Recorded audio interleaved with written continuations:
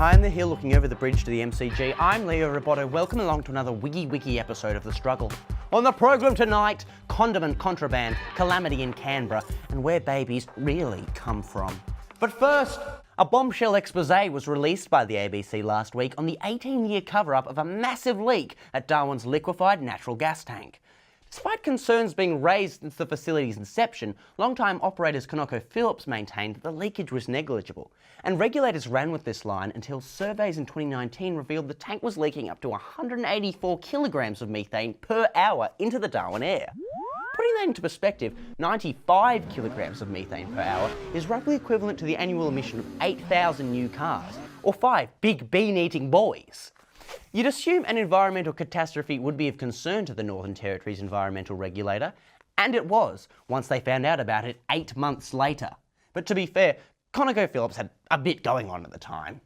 I mean, for one, they were already in the process of selling the plant's operations to fellow gas giant Santos, a factor alleged to have lowered their asking price somewhat, and for two, they had to get the plant's operating licence extension signed off by the regulator. Just hours after the deal was done, and 8 months after they were obligated to report it, the NT-EPA were notified of the extent of the gas leak.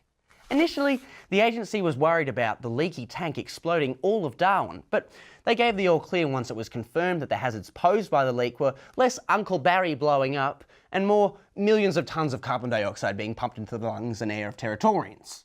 All the same, when the Baya Udan field in the Timor Sea ran dry in 2023, Darwinians were glad to see the big leaky esky go out of commission. For most of the plant's operation, it was used to store gas tapped from the Timorese field. See, after gaining independence from Indonesia following decades of Australian oil-sanctioned occupation, Timor-Leste signed the 2002 Timor Sea Treaty, effectively granting us 82 and 10% control of the whopping Greater Sunrise field, leaving Timor-Leste the control of the smaller Baya Udan one.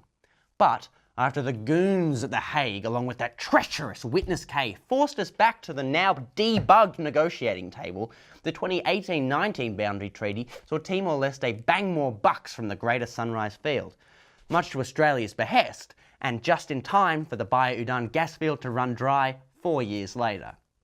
So as Santos gears up to restart pumping liquefied gas into that very same tank that's been leaking for 18 years, at least Darwinians can rest easy on the knowledge that the tons of gas leaking into their environment isn't the product of some post-Suharto ACES buggery, rather truly homegrown, farm-to-table liquefied natural gas.